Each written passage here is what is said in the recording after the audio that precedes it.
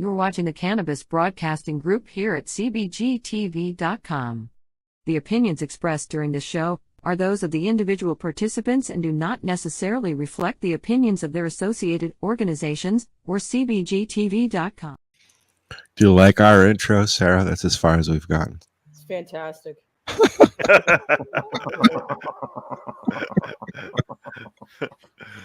It's on the list, right? Yeah, it's on the list. Yeah.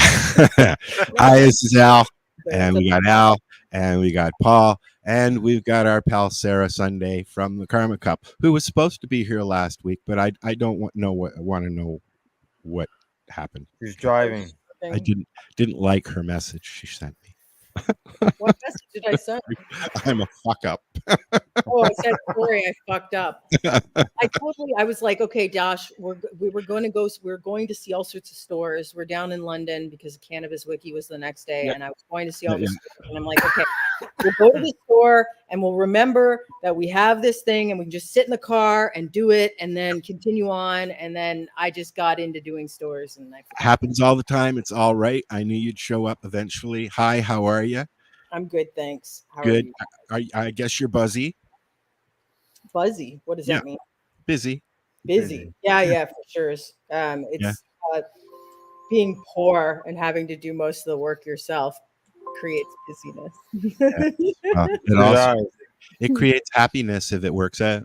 Well, we'll see. I mean, like, I'm sure everything. I mean, all's well. I'm just saying, I'm busy. I'm doing a lot. So like I'm doing, like, multiple people's jobs. Yeah. Well, you used to have a whole crew of people. Yes, when I had more money. Yeah. Now not more, so it is. And now you're having to make things meet because things have changed. Things are legalized. Let's take a few steps back now and tell us how you started this, why you started this, and for anybody who doesn't know. Okay, so like we're going like way back in the before times. So 2014, I had entered Marco's Treating Yourself, and I think that was one of the prime years that there were difficulties, we'll say. And I was sort of dissatisfied with like how it was run from the perspective of a grower. I didn't feel like I got very much out of it. You gave them a half a pound of weed, and you wouldn't even know where you scored. Like you wouldn't even know there was like, unless you got 1, 2, 3, top 3, you didn't get any feedback. And I'm like, well, I feel like that's kind of sucks. So I just decided I wanted to do something where we would give that it would benefit the growers a little bit more, and that we would, I mean, like everybody does things in a different way. I don't want to rank on Marco's thing.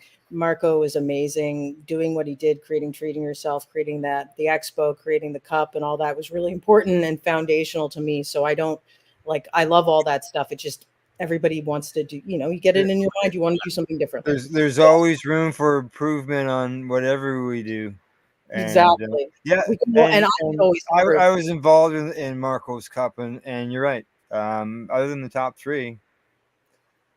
And as well, there were issues that year. Like, anyway, let's not get into it. We'll just say I wanted to do something differently, and I did. So, here we are.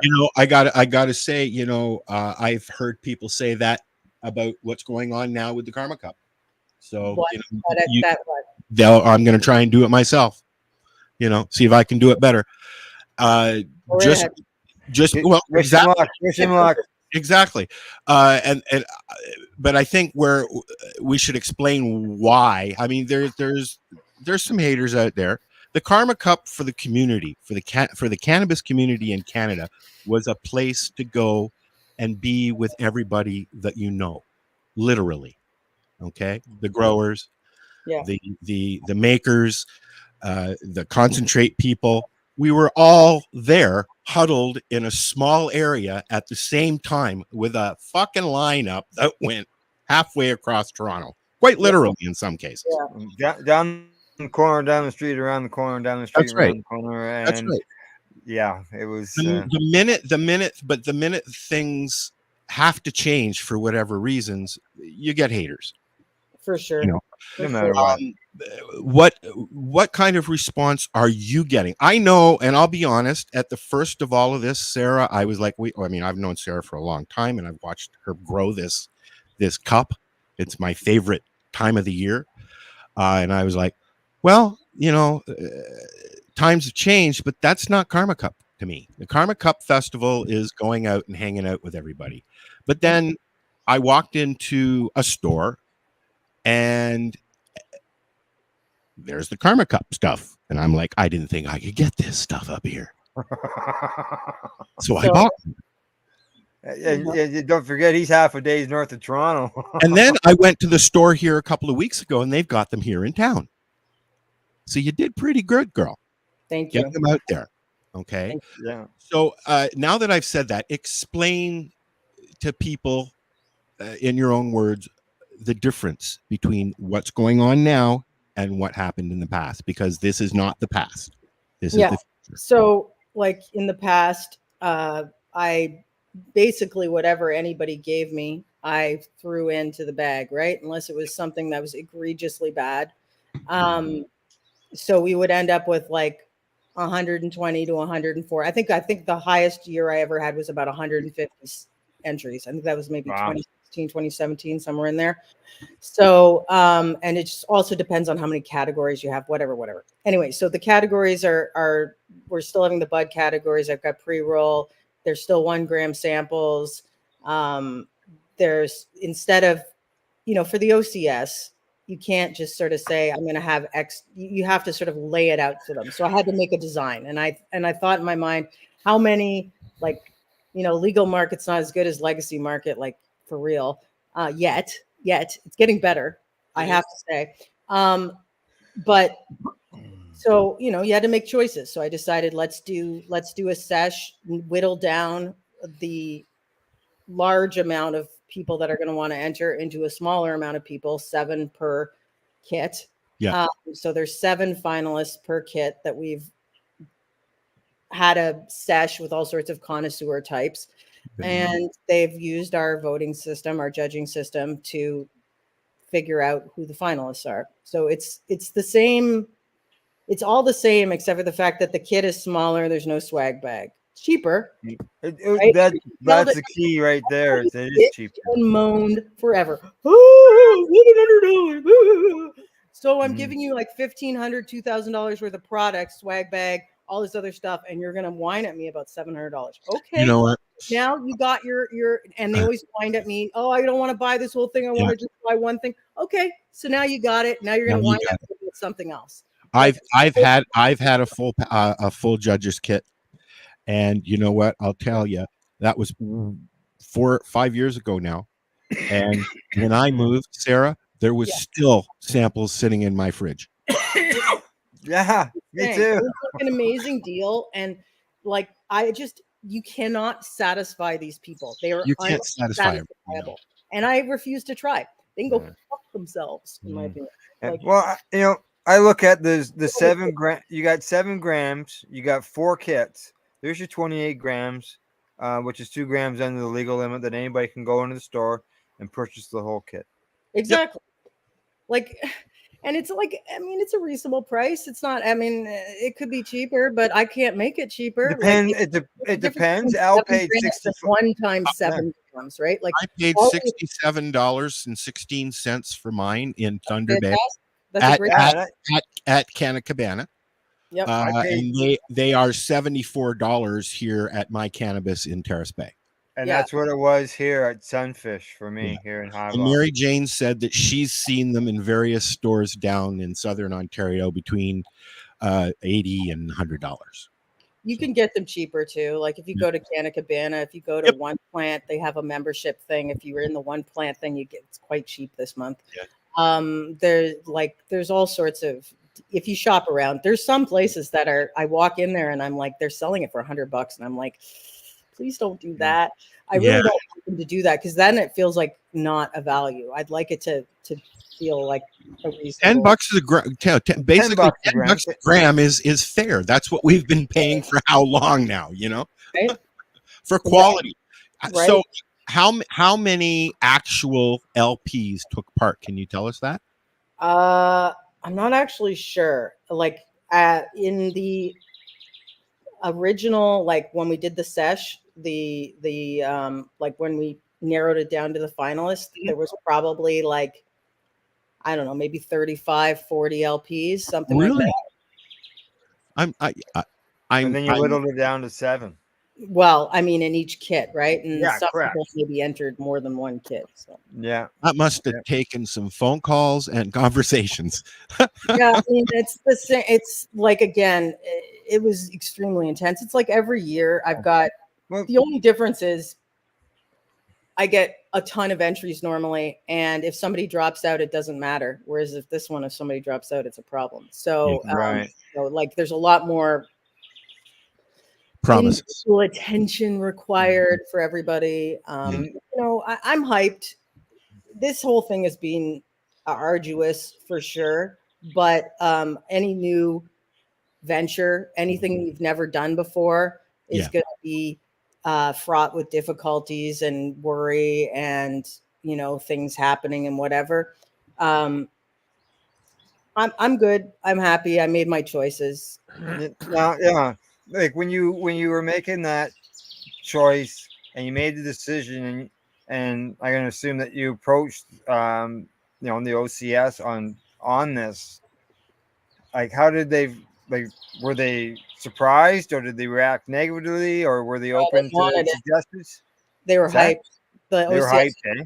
Oh yeah, they're really into it. They love it. I was at the Divi planting party a week or two ago, and the OCS category reps were there, and I spoke to the concentrate category rep, Lorraine, and she was really down for she suggested to me that we need to have a concentrate category. So people are like, you know, some, and I won't say all. I have lots of support amongst legacy people too, but some of them are are bitchy, whatever. Most people are very happy. I go into the stores. They're excited. They're excited to have a cannabis competition. They're excited to be able to have their say. They're excited to try the weed. They're excited to do the judging. Like, they're hyped. They're into it.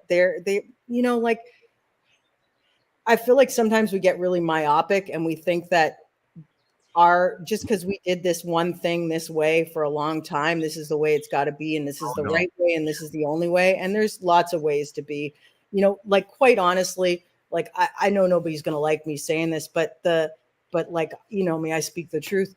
The legacy market's in its death throes currently. For reals. Well, not to say that the recreational market is doing very well either. Also doing terribly bad. So they've both killed each other at this point. People are like, it's not good. It's not a good time to sell weed. The res market's now in talks with the government, which is going to even kill that, I think.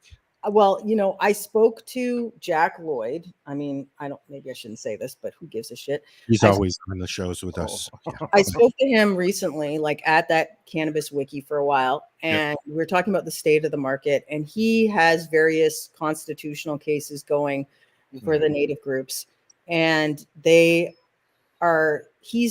feels that basically he's gonna win, and that the government, because they're not going to be able to enforce these issues, like, they're not going to be able to do any enforcement. Not that there's any will to do anything either, from what I can see, which is perfectly fine with me. I support people doing civil disobedience, but no, he basically said that because the government is not going to be able to enforce, they're going to have a lot of pressure from the regulated industry to decrease regulation, decrease costs, et cetera, because we have a legal industry, and you're basically protecting an illegal industry against the legal industry. That becomes very sticky for them.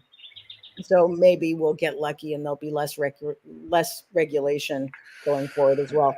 I mean, none of the reservations up here from Sioux City up have any cannabis on them at all. Interesting. So it's just very one by the cities that people can get at. There's LP, an OCS store. We'll call it an OCS store in Fort Williams, which is a reservation. Mm-hmm. And there's one just outside of Wawa, I think.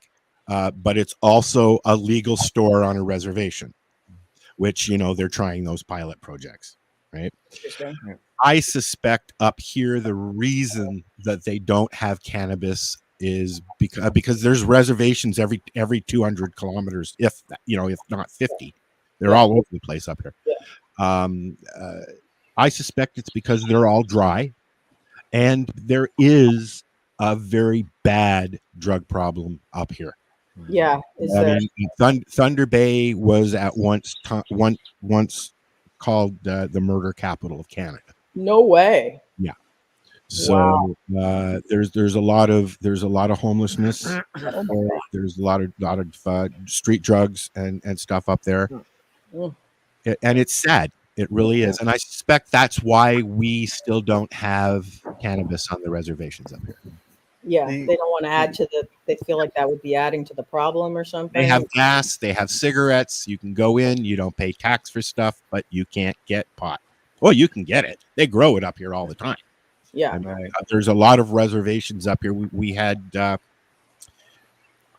what was her name, Al? From the ICC, Tammy. Okay. Tammy was on there. The ICC. The ICC. From the Indigenous Cannabis Cup, and she was actually even surprised to hear that we don't have cannabis up here, but she was very adamant in saying that every reservation has their own rules, and they're sticklers because they don't want to try anything new. Even though they may allow cannabis on the res, maybe you can grow it, but as far as little pot shops, no. Interesting. Now, as you mentioned, when Al started the broadcast and started talking to you, he talked about the lineups of people and things like that. Looking forward, are you looking at having some type of festival again? Like, this is your first year. I would like to have a festival. Yeah, this is your first year switching over. My hope would be that it might be easier to get it done. Like, last year I barely got the festival done. It was pure luck that I found a venue for it that would let us do what we wanted to do. And honestly, that location, great location, but it's not downtown, no foot traffic, no door money, or not as much door money. So it's like not sustainable. There's no money in the industry. They can't afford to pay for booths so that I can create something. So whatever I create is going to be different. I don't know. Would you guys still come if I got LP support and the LPs were there sampling their weed? Absolutely. I think needs to happen, Sari. We talk with floods, right? We talk about that all the time on the 420 show with Lenny, who is the CEO of Truro Cannabis, and he is adamant in being able to do samples to the point where you have now. I believe an LP has to go and get a special license so that they can do sampling. In their booth or at their booth or whatever, but who's going to allow you to use it unless it's edibles? What do you mean? I don't. Use is not a problem. You're allowed.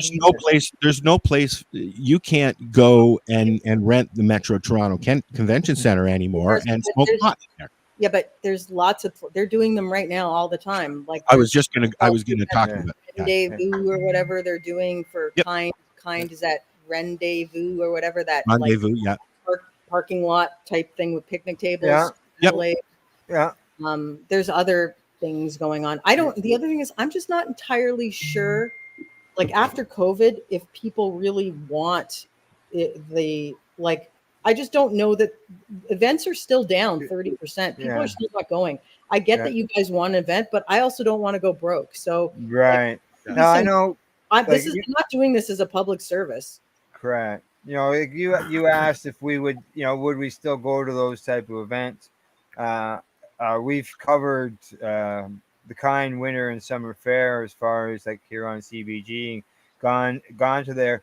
And when people have said to me that they look at this festival as being gone, I looked at it as, well, It's the first year. Give Sarah some time, and there's no reason why something couldn't be set up with the retail stores or whatever, some type of fair event. Still have music. It wouldn't be the legacy market in the booths. It would be the legal market that would be in the booths. And maybe, like Al says, eventually the sample end would come in. I think that if they opened their eyes up a little bit and allowed a little bit of everybody to attend these things and hold these things, like a swap meet. I've been to events over the past years, including the Karma Cup, where you have had legal entities sponsoring the event. You can't do that anymore. You can't get away with that anymore. Although, Cannabis Corp has tried, and look what's happening to them. You can't. Everybody's looking to. There's no money left to do any of this stuff. The brands, everybody's moving. Like, I know so many people that are getting licensed right now that were former winners of Karma Cup or competitors or people that were involved with it. So it's just like, I get that everybody wants things to stay the same, but they're not going to stay the same. So we got to roll with reality here. And there's another issue too, is like, were we not fighting for legalization? Was that not one of the things we were trying to do? So in it. Not what we wanted, but we were fucking stupid to ever think it was going to be what we wanted, because it's always going to be controlled by government cronies and corporations and stuff, like people that have influence and power, that we're always going to have to fight for every little piece that we want. Yeah. When prohibition of alcohol ended, we didn't have bars and all that stuff. Yes. They were just hidden. Nightclubs didn't open up. Like, Christ, when I moved to Campbellford, we still had to write the liquor we wanted on a piece of paper and give it to the person at the counter. Yep. So Naomi just texted me and said Gary Pallister died. Yes. Oh my God, so sad. I just really, there's so many, like, I wish, you have no idea how much, if we could have stayed in 2018 and just done that year over and over and over again, I would run you a festival and a cup forever, doing that same, like, I was making money, I was happy. It was a giant pain in the ass, but whatever, that was what I signed up for. But we're not. We're in 2023. Stuff's shitty. Life is fucking crazy. The market is the entire industry is in the toilet everywhere. Like, not just here in the States, everywhere. Mm. Yeah. We have to adapt. I guess I could continue. It felt like when I'm talking to people, old school people, it feels like they want me to be the last one to cross over. And but that's not fair for you. I don't think that's fair for you. I think that you built this. It's your monster, and you can do whatever the fuck you want with it, quite frankly. Yeah. And this will ensure its continuality. Whereas going the other way, there's no guarantee. Whereas exactly. They're not just got room to grow.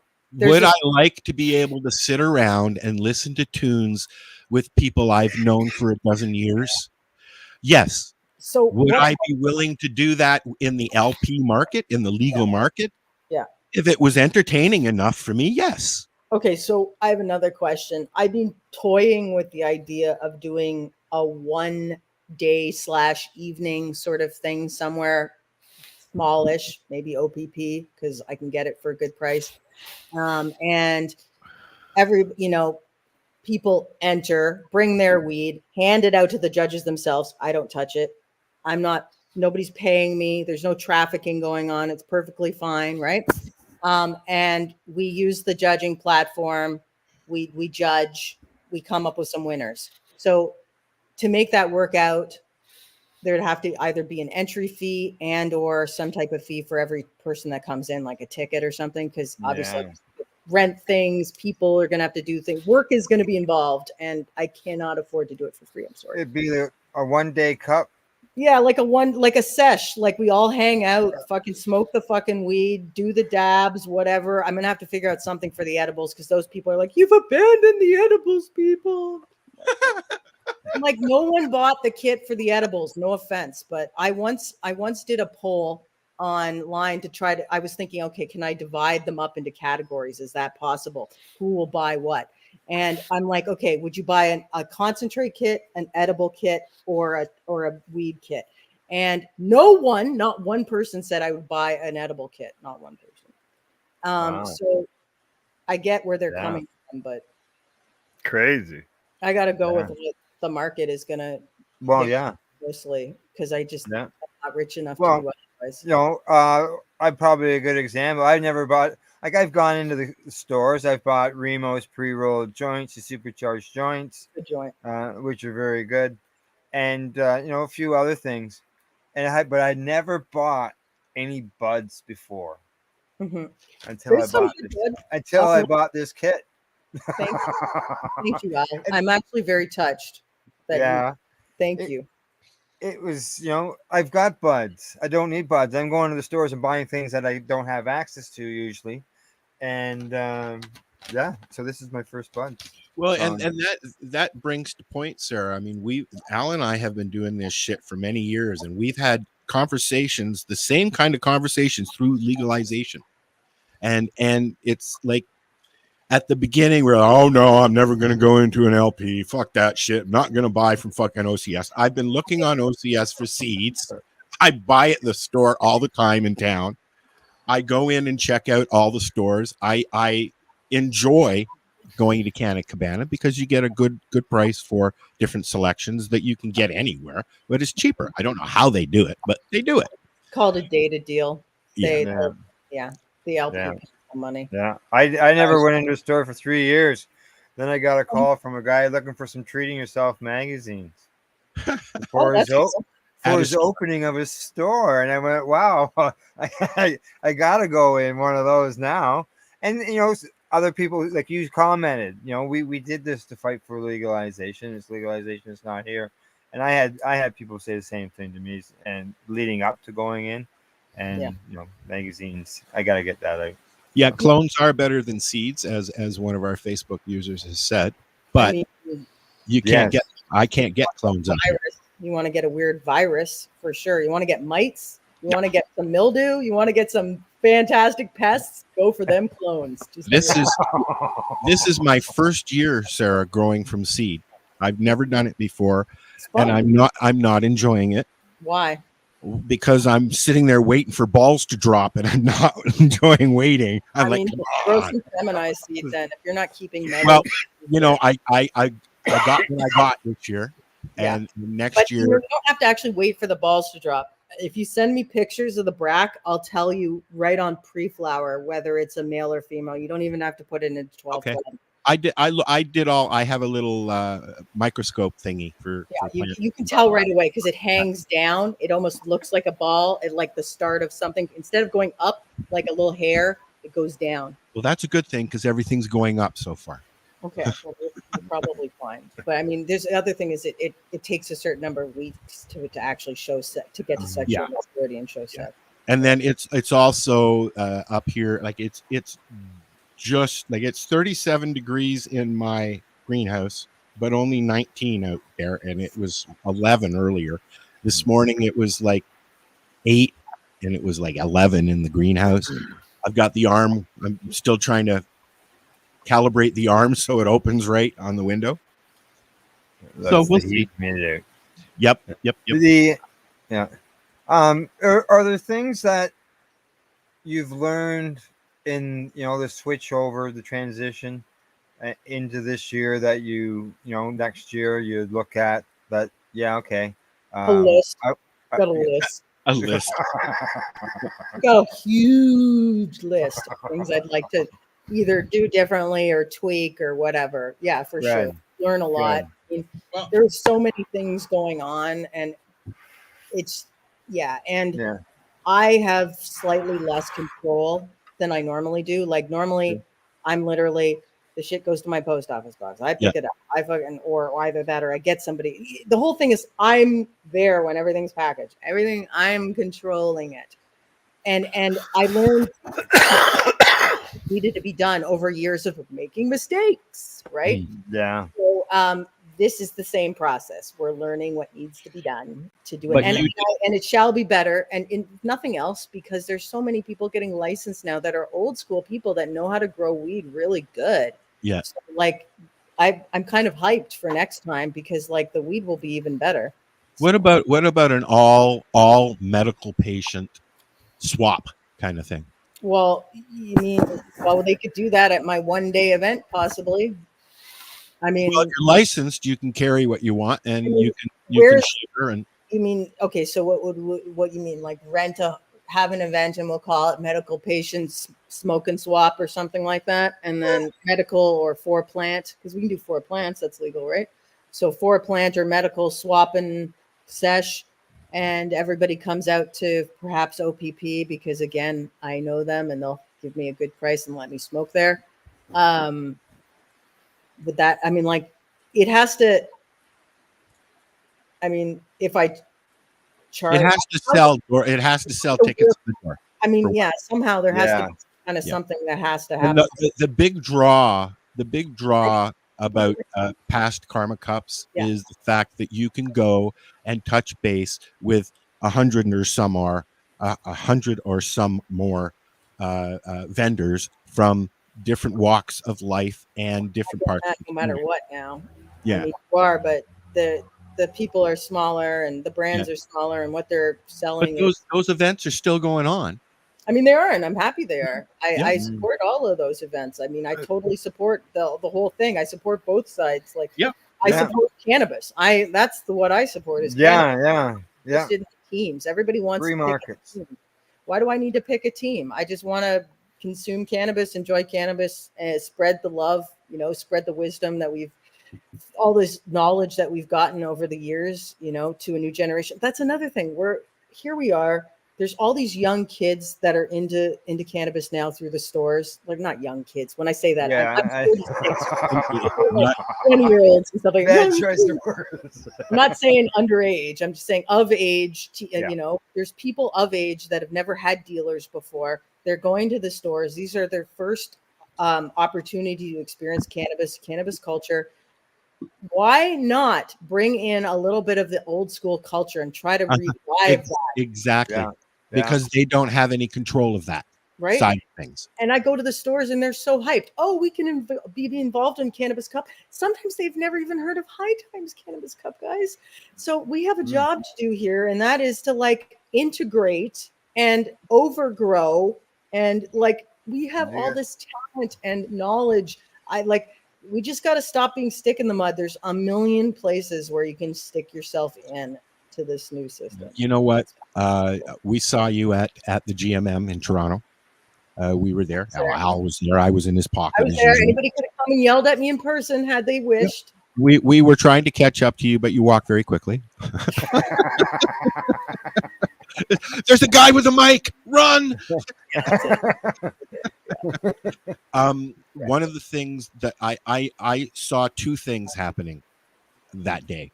Okay. One, we went from 25,000 participants to 100 and some. Yep. The other thing I saw, which was very disappointing, but we were there, and the people that that wanted to be there were there. Things are different. The other thing that I saw was it was the same day that our prince went to a king, and they had the other half of Queen's Park blocked off. Cops. It was busy down there.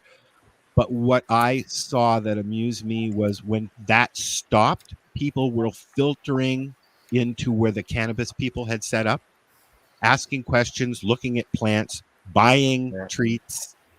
It was very interesting to see a totally different demographic walking through. That used to happen in front of the the Metro Toronto Convention Center.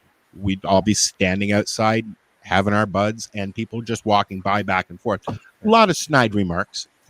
But there, I saw one at the GMM. I saw a lot of the old legacy people, like the old school people who've been around doing this for years. And for the amount of people there, we didn't even need half the circle. But it's a start of something new. Who knows? I know there's people that are interested in trying to promote it for next year. So, and that's what these new events lift Kind. All of these new events are bringing a different demographic. I'm not used to that demographic because for me, what I tell people is, what was it like? What was Lyft like? Your auto show? Well, That's, you know, that's what it was. I was talking with someone and they told me that, you know, it was the original cannabis event. And Yes, I heard that. and you know, I didn't say anything, but I did say something. Treating yourself was the original cannabis. I did say something afterwards, and I forwarded the links on to one of the staff I people. think it's different for geographics. Like for me, the most notable cannabis events, there's one in Oregon called the Oregon Country Fair that is completely mind-boggling. And people accidentally go to it, and they're like, like a whole bus full of Japanese tourists will show up at this thing that is a raging ganja hippie, naked hippies running around everywhere in the woods, right? I want to go to Spanibus. Yeah, me too. That's the best one. Is it? Have you been? Yeah, I've been many times. Yeah. High Times bought it though, right? Did they? I don't think so. Yeah, it's Yeah, I think- high time Spanibus now. Yeah. Oh, really? Yeah. And I Oh, think is it? the first one after COVID was their first one. Yeah. Yeah, I mean, they did one last year. Last year was the first, or yeah, they did one last year, I think, 22, which I didn't go to. The last one I went to was 20. I was there when it got shut down. I was in the city. Like that was when they shut us down for COVID. That was the first High Times one. Yeah. No, that was not the first High Times one. Oh, okay. No, that was the last, I guess, the last real Spanibus. They probably lost a bunch of money and had to go fucking get money from somebody. Because that's the peril of running an event. If something happens like that, you're absolutely screwed because you've got hundreds of thousands probably out to deposit and no way and unlikely to get cancellation insurance for that kind of event. So literally they probably went in the hole like €250,000, €500,000 minimum. That big of event, probably €1 million. Like it's a lot of money. Yeah. So it's like I don't want to run an event unless I know I'm gonna like make money, or at least like the amount of effort that it's required to run an event, people bitching and complaining, everybody's got something to say. So You got to throw in the authorities on your ass as well. I mean, that was the illegal part, right? But the authorities they didn't care. They were the least of it. They would come every year and tell me to keep the line orderly and whatever. Yeah. Like it was, cops did not give a shit. The issue was always finding a space, 90%.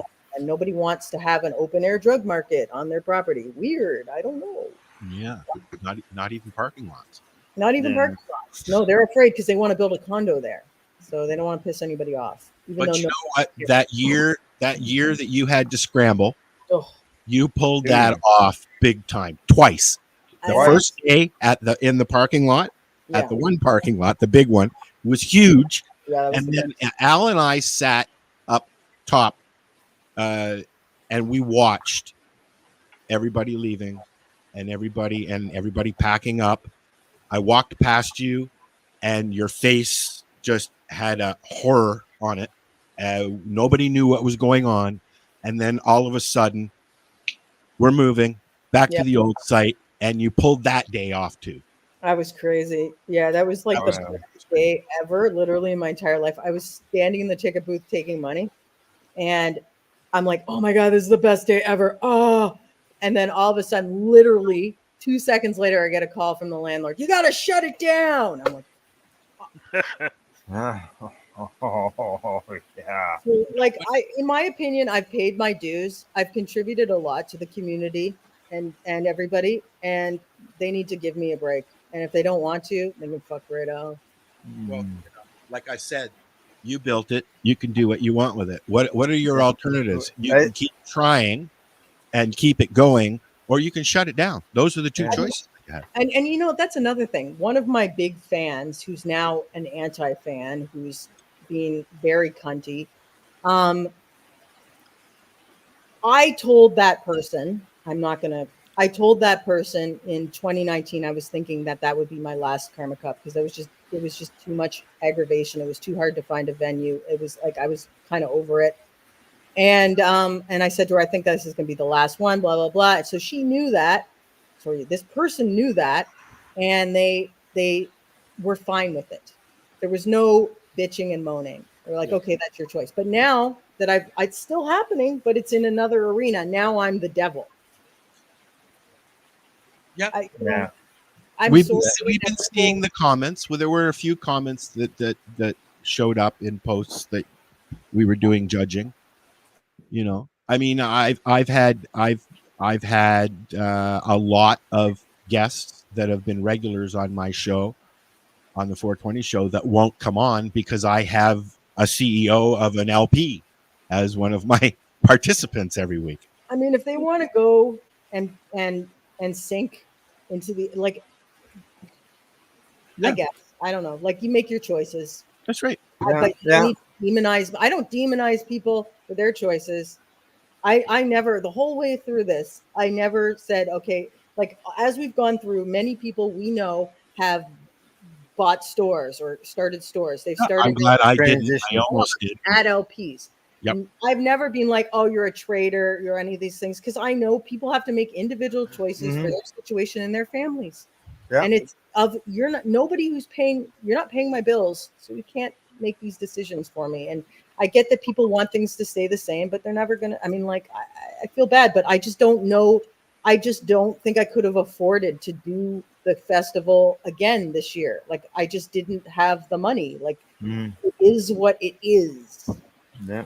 If things were different, if COVID wasn't, if I hadn't had 2 years of COVID, which a lot of my detractors also supported, like you guys, I mean, you wanted to shut down the world. Well, there's consequences. Yep. Yeah. I did not support any of that, as you guys know. Yeah. Exactly. Well, you know, they say it's over, but I mean, it's over if you want it to be. Mm-hmm. There wasn't really anything to.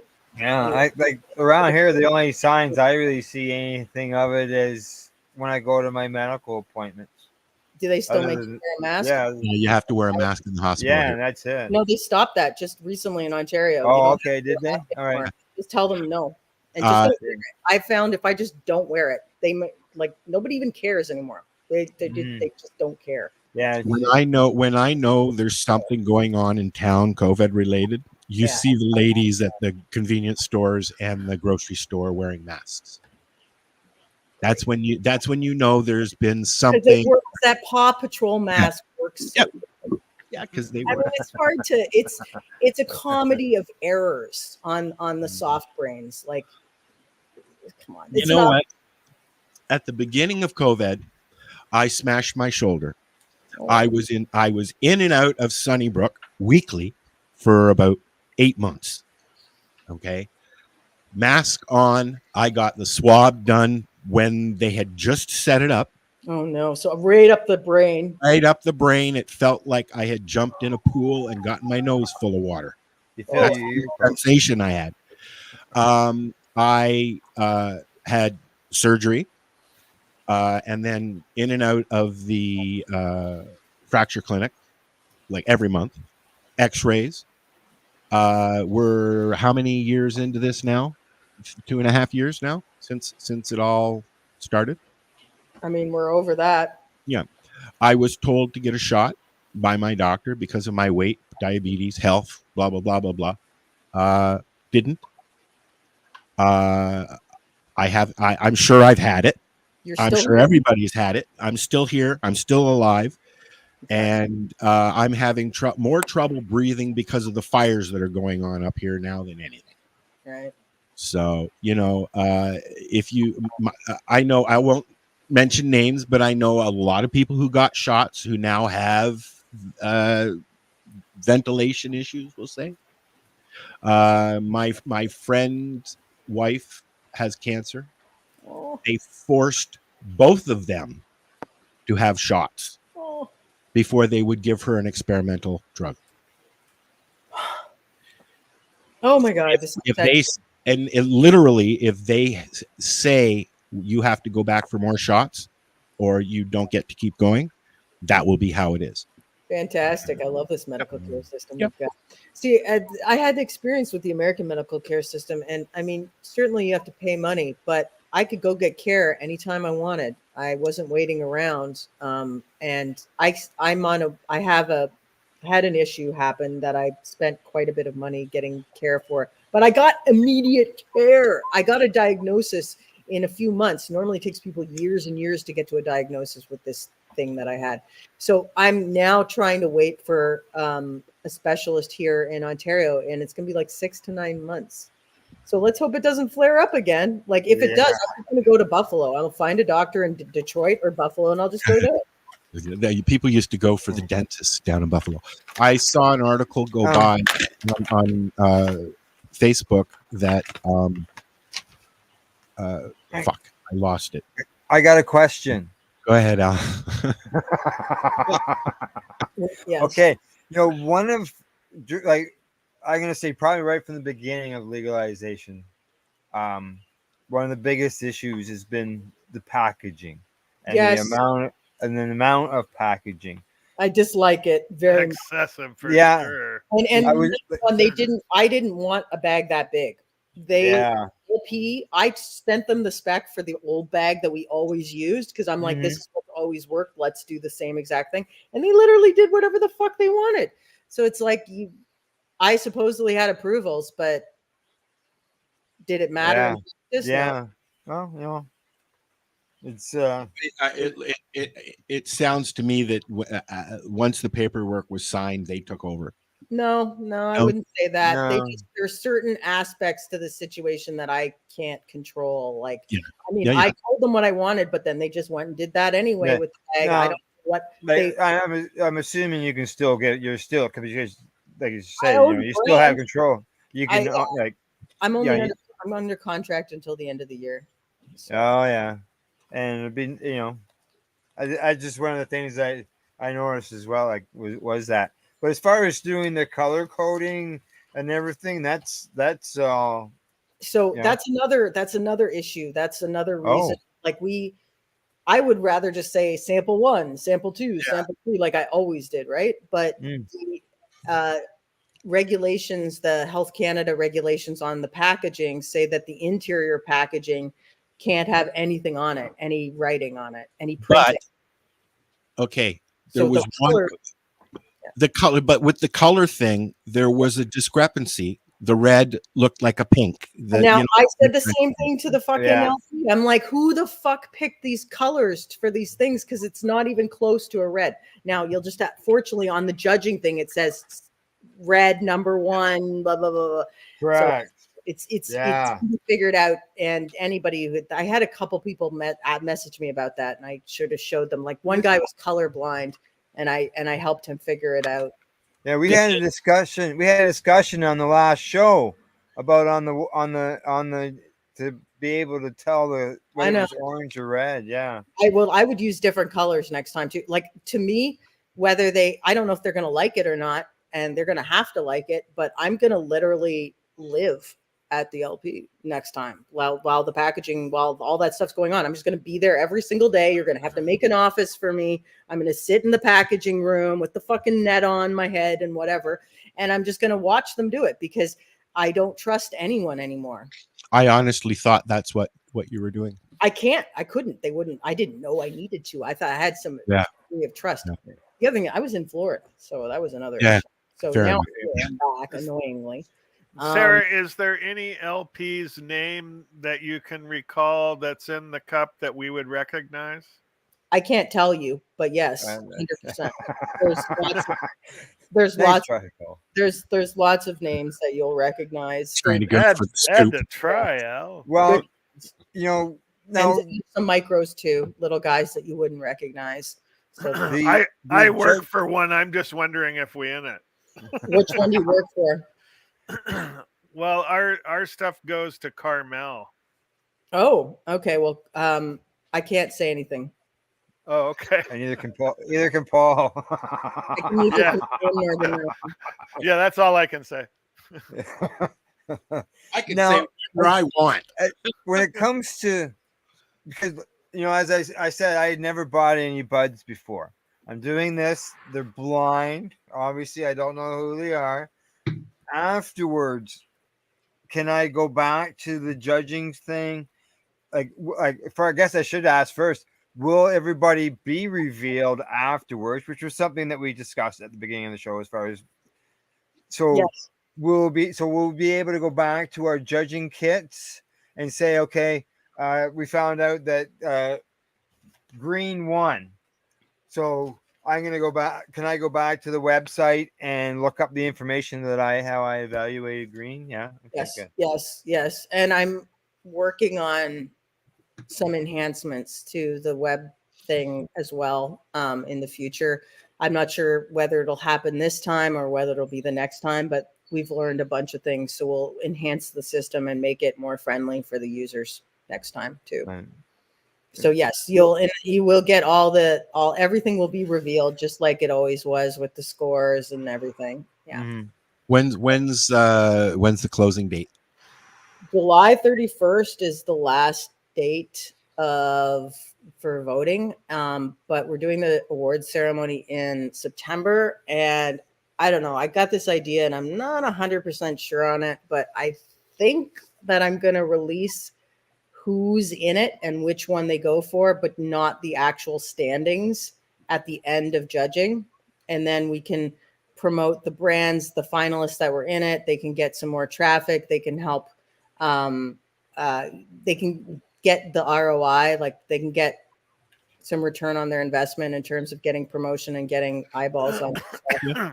And yeah, then I think it's important for him to get the whole thing out there in the public as soon as possible. Hey, I mean, even if you created a fan base online voting system that could be revealed, that would generate huge numbers probably, and it would show up in body count at stores to get products to try. Well, I will reveal everything but the actual standings. So like not the 1, 2, 3, 4, like not that. Just who's in it?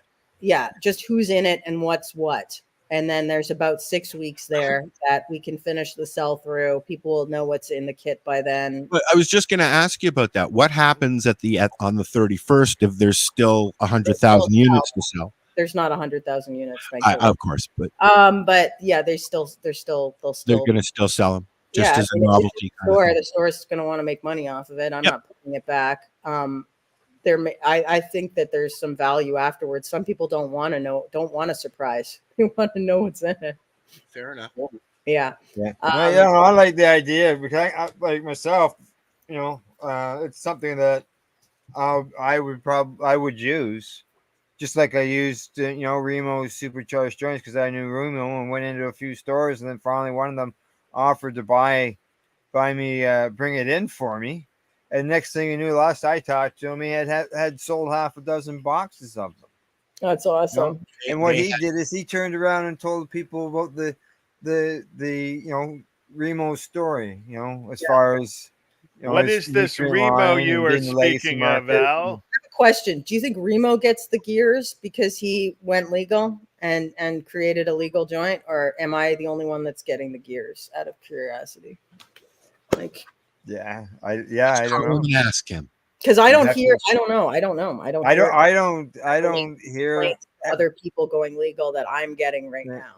Like they took my Instagram down. They went and mass reported, and not just that, they took down like that week. I had shared all sorts of stores that were selling it, and they went and mass reported. They took that accounts too. They took you down last year too. They at the day of the festival they took it down. So there's no love lost for most of these people right now between me and them, like personally. Like they don't like me, I don't like them. Oh, so you think that so it's okay. People, yeah. I mean the people that are doing this is what I'm talking about. I'm not talking about the entire community or whatever. I'm just saying there's some seriously salty trash bags out there that I don't know. They're really resentful. They didn't like me before. They hated me before, and they hate me now. It's no different. You never make some people happy. Anyway, like you say, there's no. Just be yourself. You can't. You can't. No. Life is too short. I'm getting old. I don't have any more patience for people. You can't just. I mean, and you know what though? This has been an awesome experience. I go to the stores and like they're excited people. They're happy. There's so many nice people that work in these stores. Fantastic people that like they love cannabis. I'm like, what's wrong with that? I don't understand what's so wrong with it. You know, there's tons of people that own these stores that are old school. Like, I run into them all the time. Brittany and right? Like they have stores. There's lots of people that we know have stores. It's not government weed. No, it's weed grown by people who grow weed. Some of who are old school people. Yep. I looked into opening up a shop, and I talked to Jack, and I talked to Paula, and I talked to you, and I talked to this person and that person, and I was like, I'm glad I didn't. Yeah. I mean, Jack said to me, don't do it in the city. If you're going to do it in a small town. Yeah, for sure. Yeah.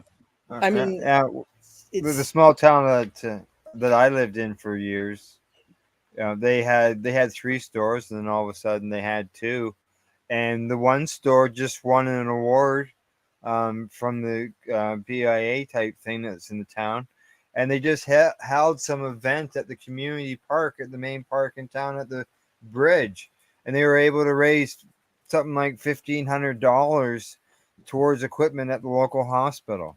But yet there was people, when they were setting up business in town, who didn't want any cannabis stores, and here's the cannabis stores contributing to the community. Right.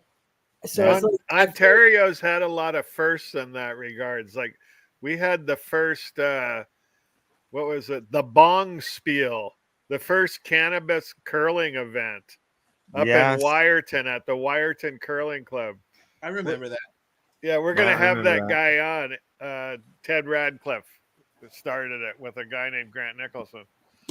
I mean, that's hilarious, and it sold out really quick, and every year it makes money for the club. You know, it's... I hear you. I hear you. Exactly. All right, Sarah. Is there anything that you'd like to bring up or discuss about the cup that we haven't gone over? So if anybody has any thoughts on future events or whatever and wants to throw them at me, go right ahead. Ideas, whatever, go right ahead. You know, the website, thekarmacup.com. There's info about everything. There's a page where to buy it if you want to buy. It's an experiential thing. I think it's fun. I think it's good for the brands. We're going to do the same thing that we did like at the start of the cup, 2014. No offense, but the weed sucked. It got better every single year. Competition helps. Friendly competition helps. It helped brands. People made money off of it. They were able to differentiate themselves from the competition, and like in an area that you can't advertise properly, there's all these things you can't do. Yes. It enables you to do those things. I also came up with an idea. I'm doing the Karma Cup quality mark. So it's like a little thing that says Karma Cup winner, first place 2023, second place, third place, finalist. So they can put that on their marketing and advertising and use that to differentiate themselves from other people. Like it helps the customers in the store. There's all sorts of new people that only think about THC percentage. Now they can do the whole evaluation. They can understand how you actually grade weed in a holistic manner. It's not just about THC is not even on my list of things to think about. You know, there's a lot of positive and good things that can come out of this. And I know that the overwhelming amount of people are supporting what I'm doing. It's just there's a couple vocal assholes that are making noise, or not even making noise. They're just busy reporting my account and stuff like that. Yeah, everybody has haters, and you know, I mean, to lose an Instagram account or a Facebook account, it really doesn't take that much, other than half a dozen complaints, literally. Right. And if you can muster up a half a dozen people to say, hey, go rag on this person, go, and they do collectively. Yeah. So, and is it fair? No. Does it happen a lot? Yes. You know, Yeah. I get strikes all the time. All it takes Let's not dwell on it. My you know what? One thing legalization on the Karma Cup has brought out, and that is the testing results of the strengths of the product. That's one. That's something that's that you've done, and just because it's the strongest, it doesn't mean it's the one that right. always becomes the favorite. That's right. Absolutely. I've been familiar with a lot of lower percentage THCs lately. Sarah, thank you very much. It's always a pleasure to talk to you. Thanks, guys. Nice meeting you, Sarah. Moaning. Hopefully, thanks for being with us. It's fine. When we get closer, come and say hi again, and let's see what's happening then. Always happy to talk to you guys. I love you guys. I hope you guys you're going to have some concentrates. Yep, Paul too. Yeah, he's the newbie. He's in training. We've got some judging to do now. We've got to go. We're gonna get all judgmental, huh? Time to get judgy. Yeah, that's right. These are the last two. I got the grinder here and everything. Awesome. I'm glad you're having a good time and you're doing it. And I really thank you guys for the support. And I just want to move forward positively and improve and just spread positivity of the plant. There's no need to, let us be happy. We're leave us alone. Celebrate that fact and continue on. We look forward to whatever happens in September and next year as well. And please let us know if CBG can be a part of anything that you're doing. Because you guys are always welcome. You don't even need to ask. Just let me know. I'll send you the media passes or whatever. Thanks, in at the door. I love you all. You have a great night. Okay. Good night. See you later, Sarah. Bye-bye. Bye, Sarah. We're going to take a break and run a bud break and some commercials. And we've been chatting with Sarah Sunday, the founder of the Karma Cup, or one of the founders of the Karma Cup. There's been a lot of people involved over the years. This is the Three High Guys. We'll be right back.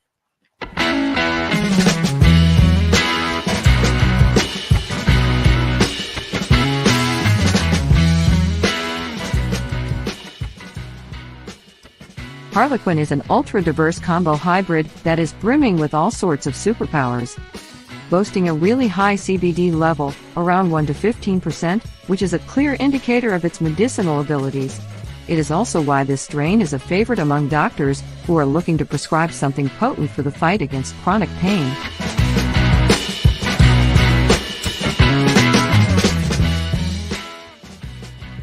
Cherry OG is appealing to users with a strong sweet tooth. It is cherry-flavored with hints of ripe strawberries and a subtle tinge of sour diesel that entices the palate. But that is not all. The potent strain contains THC levels between 19% to 22% and is a perfectly balanced hybrid with equal parts sativa and indica. White Sumo, a rare slightly sativa-dominant hybrid strain. 60% sativa, 40% indica, created through crossing the classic Sumo target with white OG strains.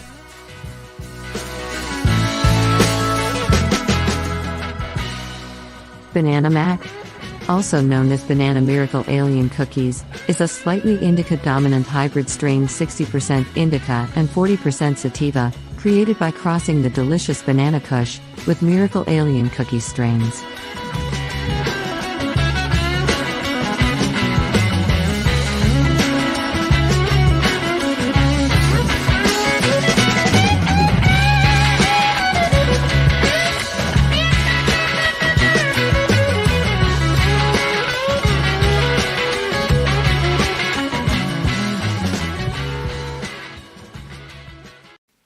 Is 420 camping your thing? Do you like cannabis cups? Want to learn more about cannabis? Enjoy music festivals? Living on the East Coast or looking for a really good reason to visit? Then Harvest Fest is calling your name. Join us the weekend of July 14th to 16th at Fox Mountain Camping Park in the Annapolis Valley, Nova Scotia, to meet like-minded people, have your cannabis questions answered, listen to great bands, and have a blast. Service lots available and camping is included in festival admission. $60 for the weekend, or $30 for Friday and $40 for Saturday. Food trucks, hot showers, flush toilets, and accessible washrooms. Rolling contest sponsored by Canadian Lumber Limited, with chances to win a case of rolling papers and more throughout the weekend. For info about attending or vending, email chair@mumm.ca. Hope to see you there. Hope to see you there. That sounds incredible. The Annapolis Valley has an amazing amount of topsoil of super high quality. So I really enjoy just chatting with Sarah, not just saying hi at the events, because she's got a lot to say. She's been at the forefront of the community with a lot of the people that help build the community in Canada. So, there's a lot of other people out there that are things, but the Karma Cup. Yeah, it was like you say. It was great to talk to him and to know, that this is continue and it's going to. I got the impression it was going to grow. There's no doubt about that. Like the first one, the first festival, it'll grow. Like she said, it didn't do very well the first one. This is the 2014 in the recreational market. Yeah, because it was in the medical and medical judging and stuff in the early stages, and had a lot of medical questions involved in it. And this thing, I don't see all those medical questions is in the past, but there is the one question on it. So I've got 2 strains I got to open up. Go for it. Open those I suckers didn't save any because I ran out while I was waiting for some to come in. Oh, I'm sure. Yeah, I know. That's the tough part. I got to find the right tab. Okay, I've got orange. That's what I have right here. I'm gonna have this one too, but it's not what was in the package. Are you getting 2 joints per sample? I did. Yeah, until I started using my 1 1/4 papers. Yeah. Okay. I'm having right now. I'm having some red Lebanese hash with on some red Panama bud. Okay. So where'd you get the Panama red? BC Bud Express. Really? Yes, sir. Did they sell seeds for it? No. They're an online dispensary out of BC where apparently it's legal. So, there you go. Or quasi legal. Are you voting, Al? Yes, I'm going to judge this. Go ahead. I've done all the other judging live on air. So I thought, well, why stop here? I think this is actually our 3rd broadcast, 3rd or 4th broadcast between us. Uh-oh. I was busy. I set everything up to paint my room the other day, and then I was just about to open the can, and I looked at my little weather station here, and it's fucking 87% humidity in this fucking house. It's like rain. Yeah. Oh, it's been raining for the last couple of days. Yeah. Okay, so I think I got into it. These I don't recall a fight like this with the other packages. Oh, I just threw a stem into my drink. Fucking high guy. Oh, a little extra flavoring? Cannabis mojito, or what is it? I had some mushrooms ground up, and I didn't have any caps, so I have a little spoon that I use. Right? Little spoon, and I sneezed as I was putting it in my mouth. Oh, Jesus. Oh, okay. I got in there. Some of them are hard to open. Orange. That's why they invented teenagers. They can open anything that's drug proof. Okay, here we go. Okay. So, aroma and strength. Smell the bud in original packaging and bring the bud up your nose and squeeze it. Have you tried anything that you didn't like, Al? She's busy sniffing. I'm busy sniffing, man.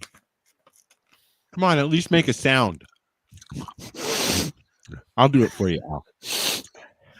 Okay. All right. That's the snorting blow sound. Okay. Oh, I know what I did before. I rolled it on my paper. Okay. All right. Now, as far as this.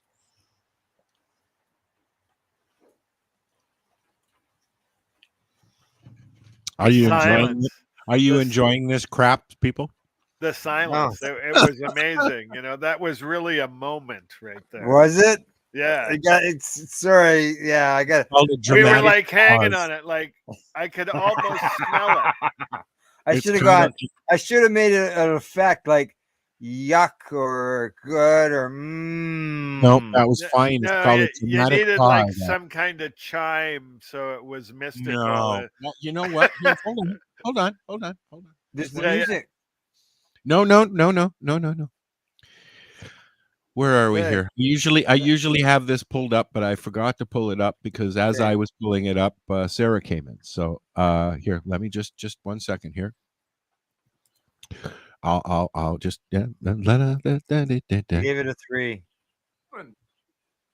Hey, what happened? There we go. So what did you want, Paul? No. Okay. Chimes. Oh. Chimes.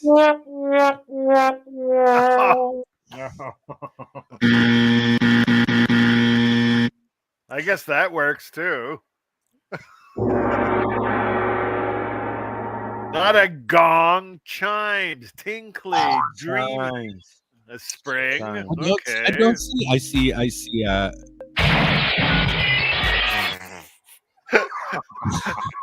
That was somehow appropriate.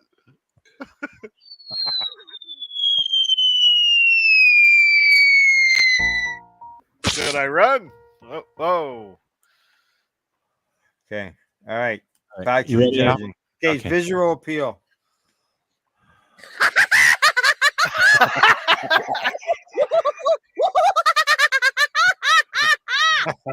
Oh, you like that one? There's more. It's clean. Okay. There's no leaf anywhere. No. No stems sticking out. It's not me making that noise.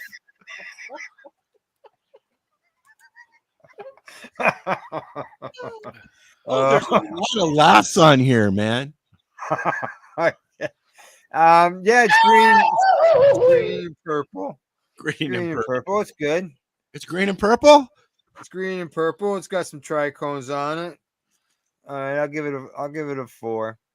How was the nose? I've missed that part in some of the 3. But I'm thinking I might be revising that when I get to it. I did it first because of the opening of the pack. I didn't find any of them were moist at all.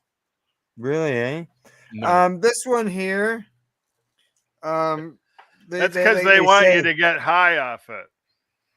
Does the bud maintain an imprint? It's not squishing.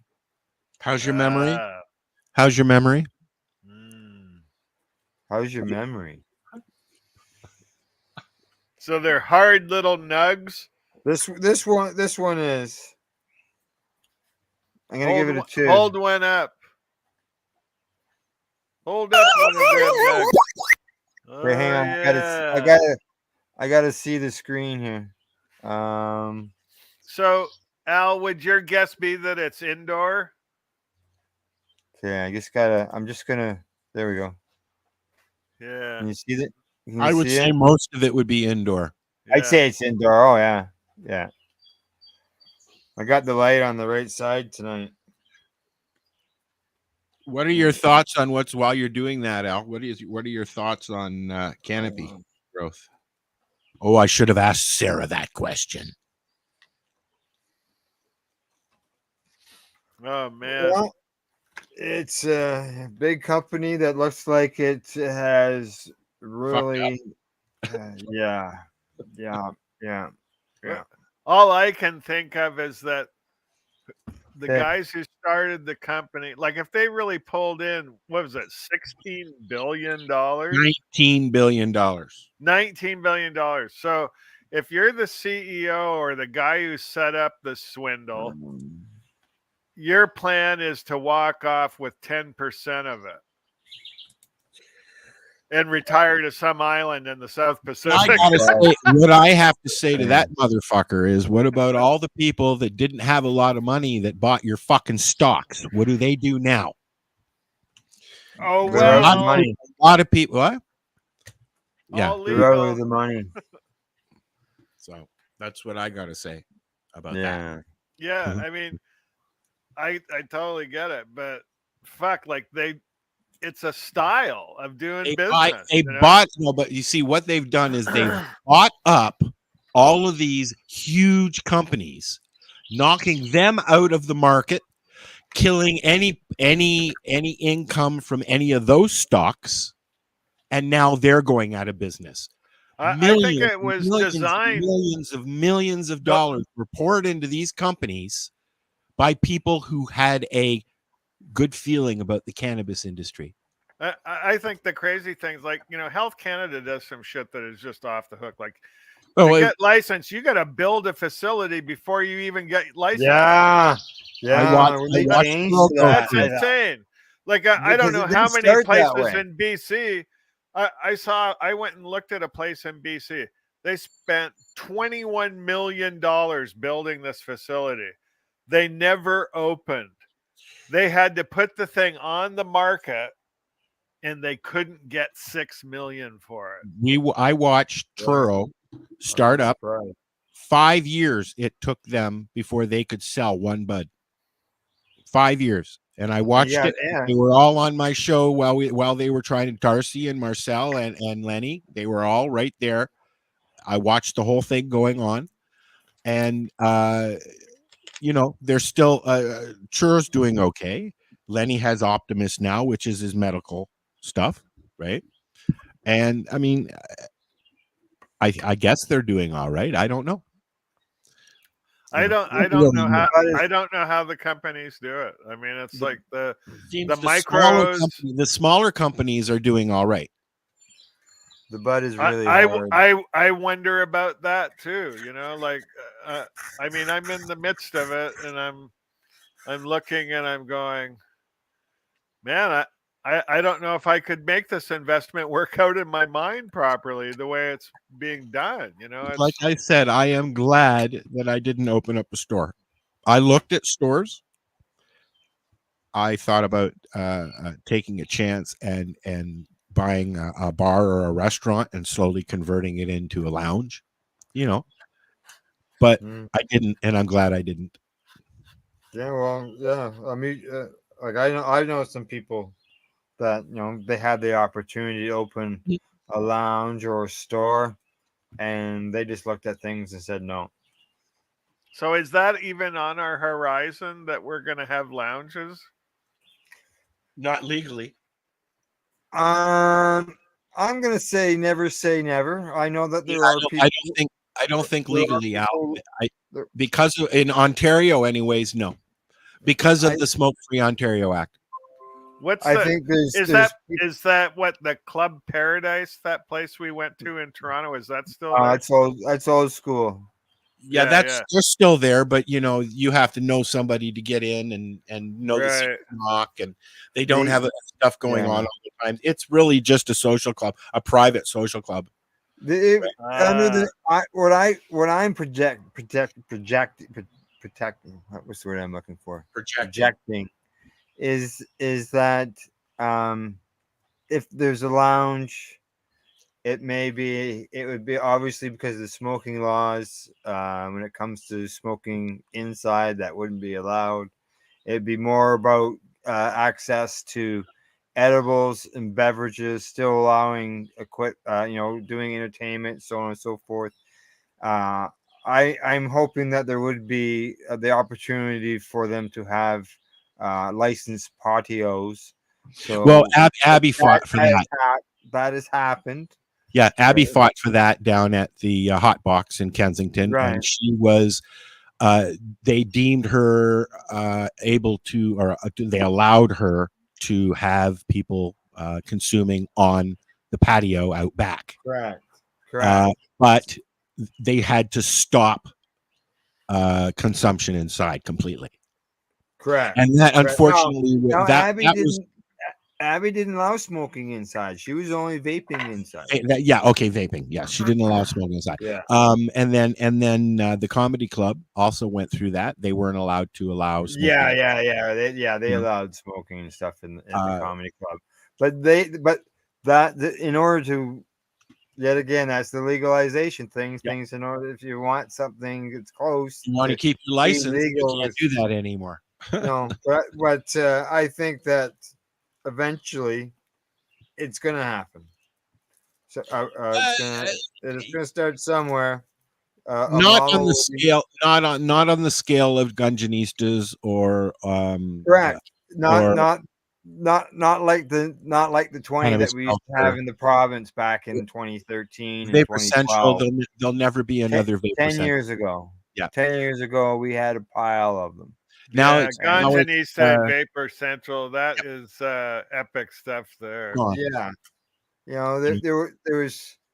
Well, I'm gonna put a plug in. Issue 34, Treating Yourself magazine, page 106. It's a review on the 9 lounges that were in Toronto, and it covers 17 pages, including access, ventilation, what's available, the entertainment, and where all the locations are, and what you can consume and what you cannot consume. Cool.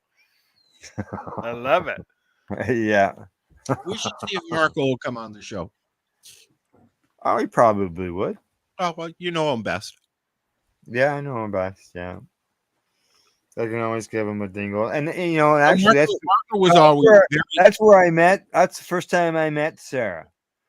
This is the first time you've met? Oh, at no. The first time that I met Sarah was doing the Treating Yourself Cup. First time I met Sarah, she was working at Com. Everything off. Yeah. Stuff. Yeah. I've known Sarah since Com.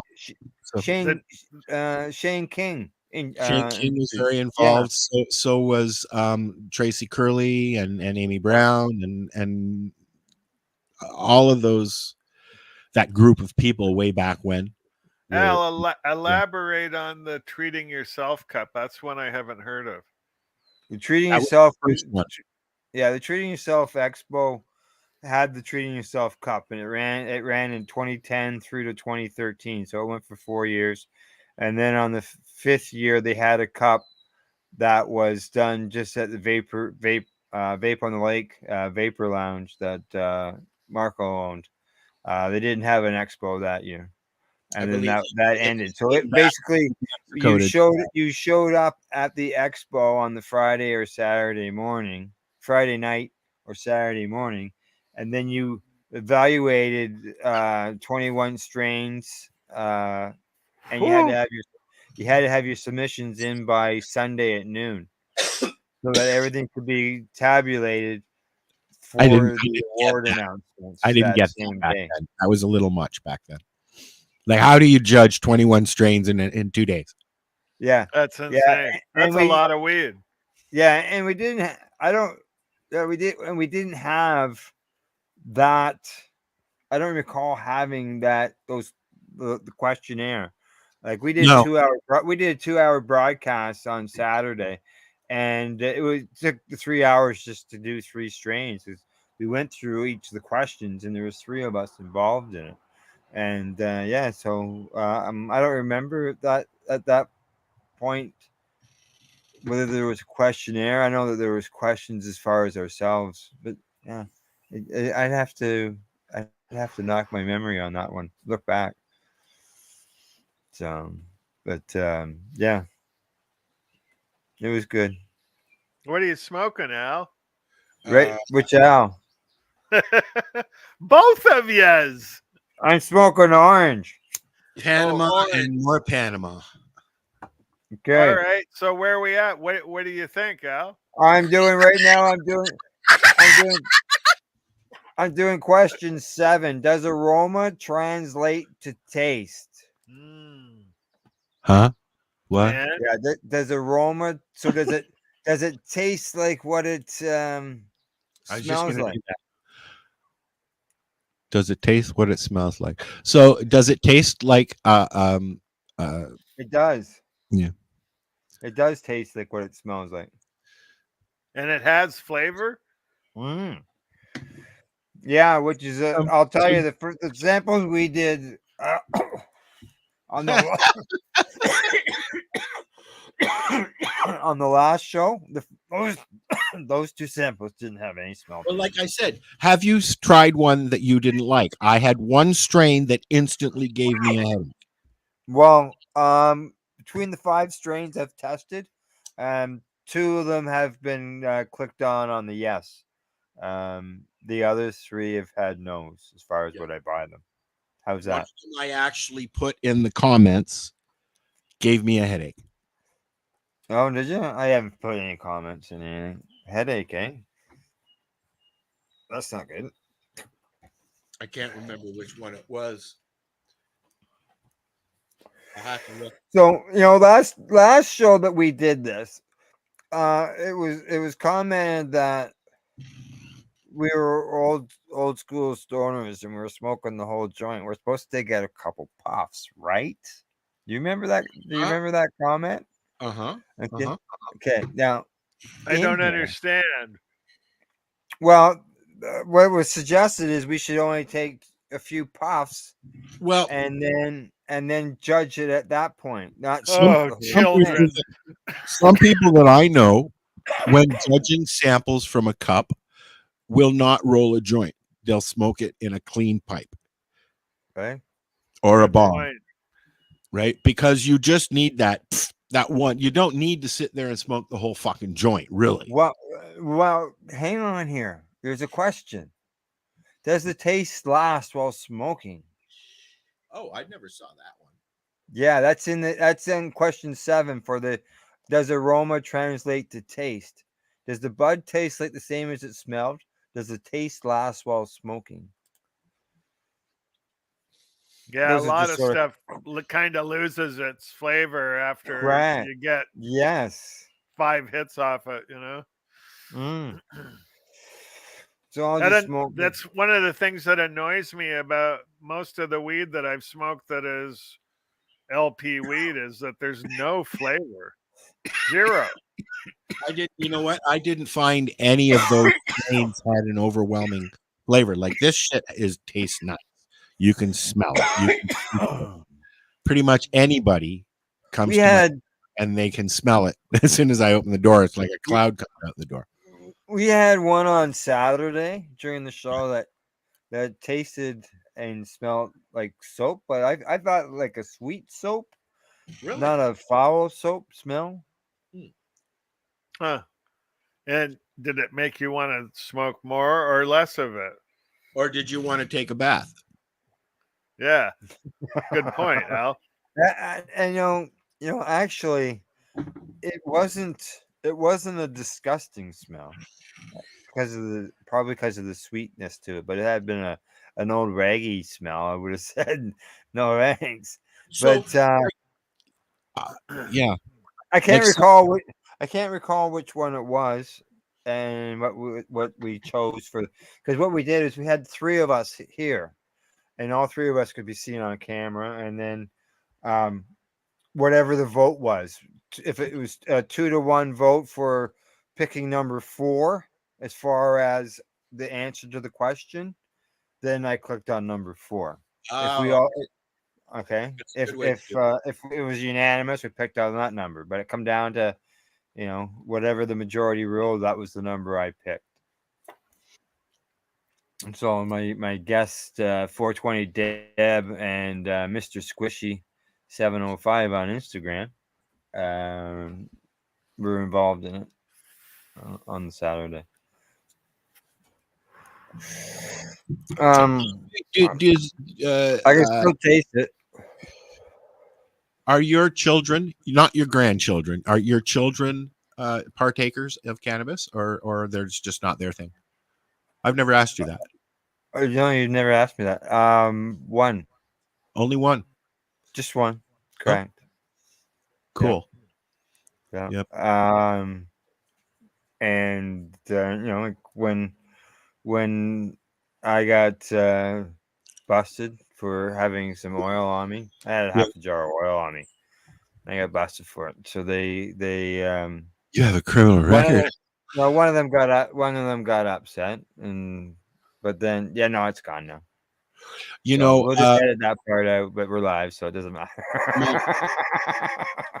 My sister partake. My sister doesn't partake. No, but my mom later in years was getting into my cookies and other edibles. Yeah, but she loves. Yeah, that's exactly. I come out at 6 o'clock in the morning. She's sitting in front of the TV laughing at fucking old movies, like quite literally. I once came home.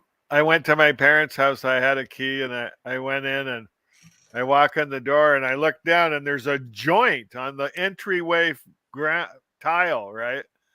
And I pick it up, and I go sit in my dad's chair, and I wait for my dad to get home. And he walks in, and I go, "Young man, you and I have to have a talk." And he's like, "I've been looking for that." She used to call it that stuff. I hate that stuff. I hate when you're on that stuff. You look stupid when you're on that stuff. Not literally, but that's what she was getting at. But she called it that stuff.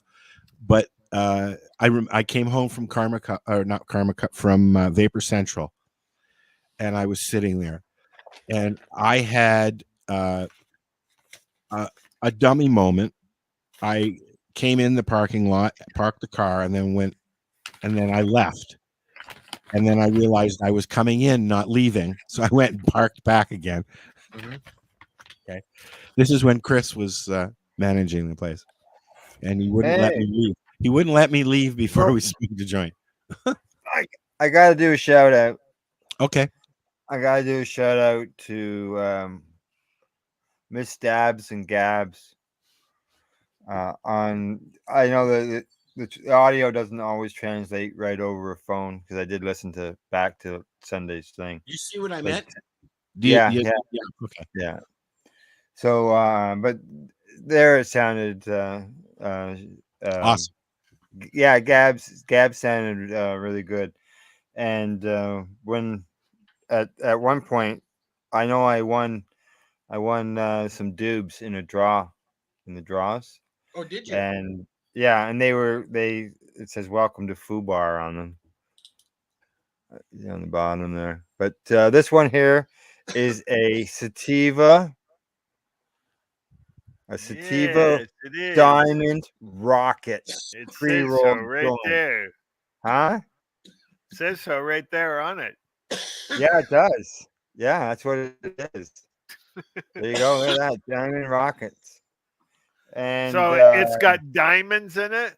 Yeah. 100 milligrams of THC diamonds mixed into 1 gram of premium flour. That chat is actually what brand is that? That is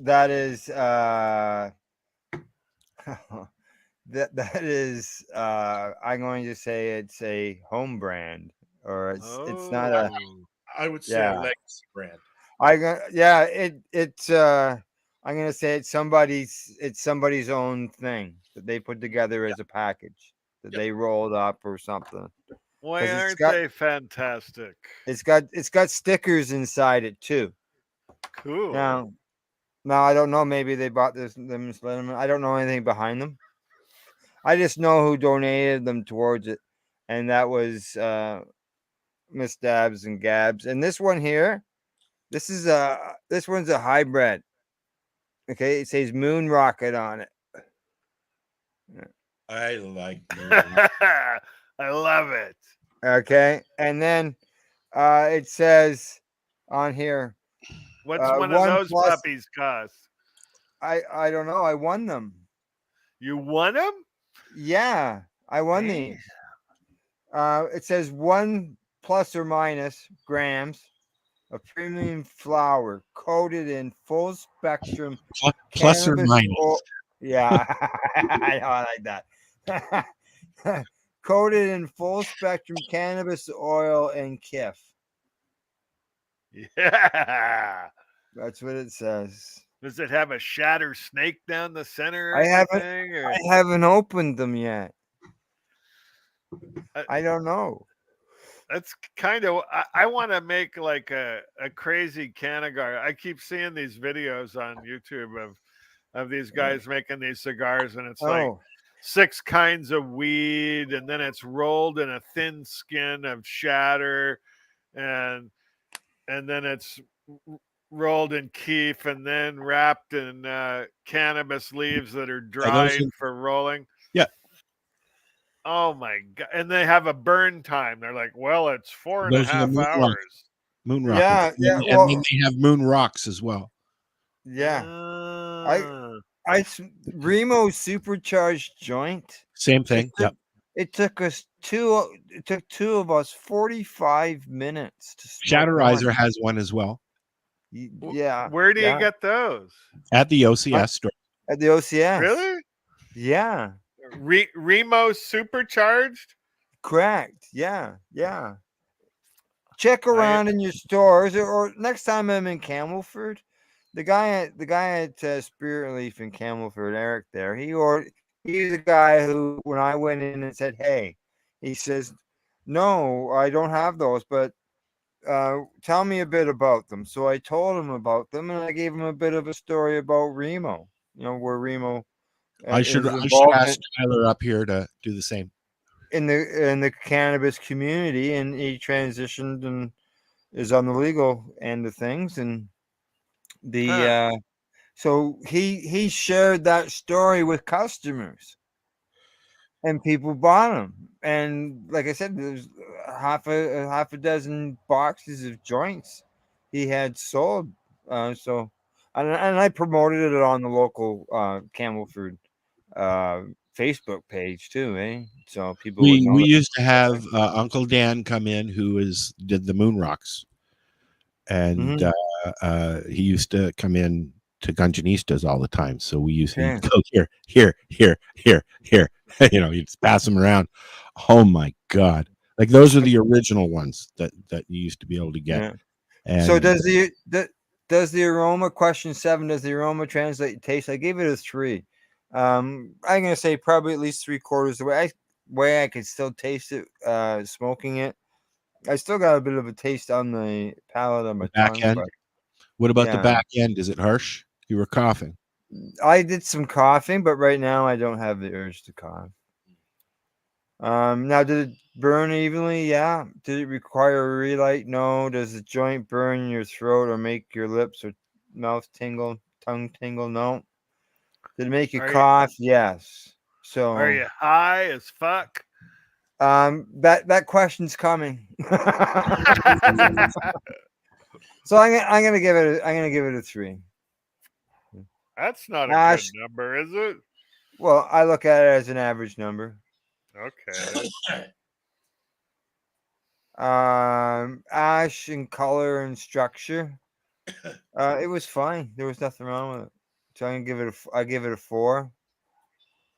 Effects and experience. Question 10. Did the joint elicit any medicinal or recreational effects? So, are you stoned out? There's your question. What a weird question. Huh? Like 2 different ends of the spectrum in one question. Well, did you? Yeah, I'm healed.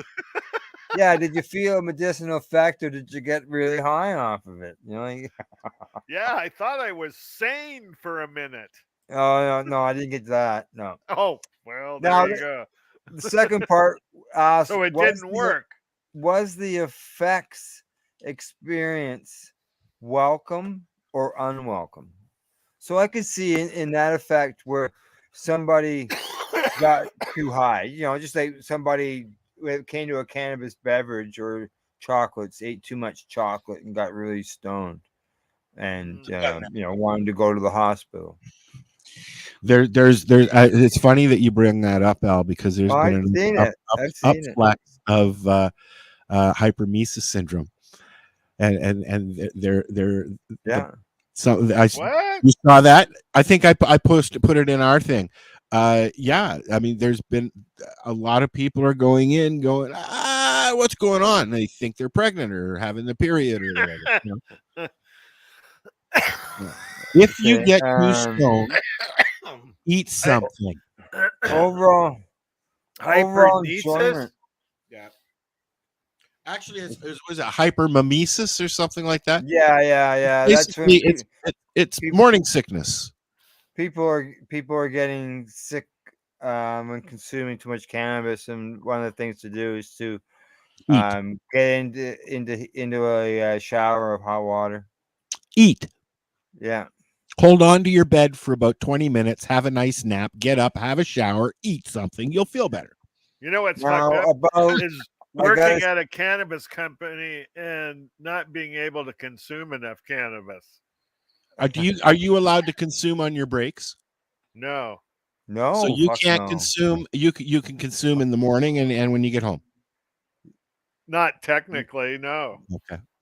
When he gets home, because if he did before work, then they would say he was high going into work, and yeah, you're not allowed to be high at work. Correct. That's like a violation of WMSIS and all kinds of shit. Oh yeah. No matter where you work, man. You know what? They didn't even allow that in Jamaica. Now think about that. We're there. We're building this place, and then the CLA, the Canadian Legalization Authority, shows up the first day of the license, and they're like, and everybody who's working construction's got a blunt hanging out of their mouth. Everybody, right? Like 30 people, right? And they're like, oh no, you can't do that anymore. This is fucking Jamaica we're talking about here. Yeah. It's. I was one of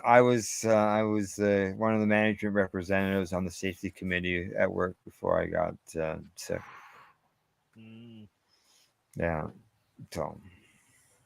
Wow. Yeah. That dube's done. It's over. I finished the judging and I got it submitted. And what do you think overall? What's your call?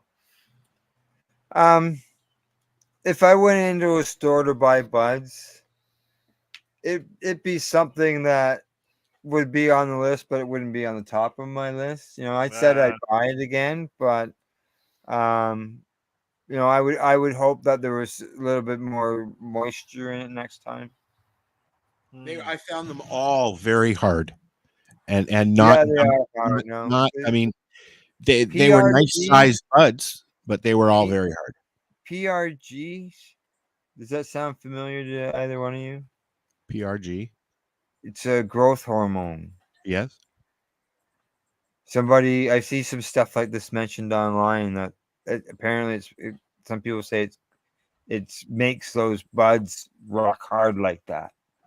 They create it. Yeah, there's lots. You know what? People say a lot of things and they're full of shit. I grow organically. I don't add any. I don't spray anything. You know what? What I know about legal cannabis companies, organic or not, is that they don't spend money on things they don't need because there's no fucking money in this, right? Yeah, it's costing them to do this shit. And the fact that companies like Canopy that raised $16 billion screw it up so righteously. doesn't make it any easier for. I mean, people forget that it's an agricultural product. It's meant to be grown outside in the sun in large fields. You know. I've just started using this. What's that? Floramax. Cool. Who makes that? Floramax. It's a company out. It's a company out of Australia. They've been on 420 radio show. Oh, cool. Marcel uses it as does Darcy. And they sent me their line to try, and I'm currently using the veg one. Is the it root conventional XS. or organic? It's all organic. It's all organic, and I'm using the Organi bud, and I'm feeding my plants. So is it a living fertilizer? I believe so. Does it have a list of what's in it? Yes, it's got cards and everything. If you Google Floramax, you'll does it have an ingredients list on the side of the bottle? Probably, but it's too small. I can't read it. Oh, Lord. I had to get 3 different people to tell me. If you can't pronounce the words, it's one thing.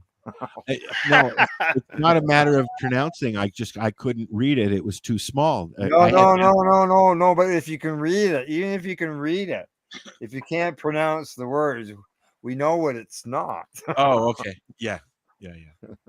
Well, the guys seem to swear by it. Yeah, so, good. And like trying. I say, Marcel recommend uses and Darcy. And Darcy. So Yep. I'm not sure if Dale's been using it. I think he uses other stuff, but everybody has their own go-to.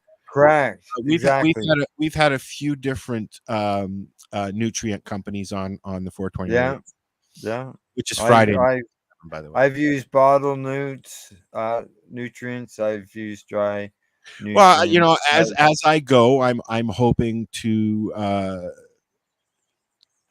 try some devices and chemicals, and not chemicals, but I'm trying to stay organic. I'd rather use nothing, but I always when I'm not growing in a living organics soil, then I'll go to a organic based product and use that. Something that at least came from it, something that I can read on the label. But it's not some word that starts with X and ends with a Y, and it's got 20 other letters in between it. Do you make your own teas? Yeah. I saw it because when I was at BMA a few times, Ross showed me all the different teas and stuff that they had. Yeah.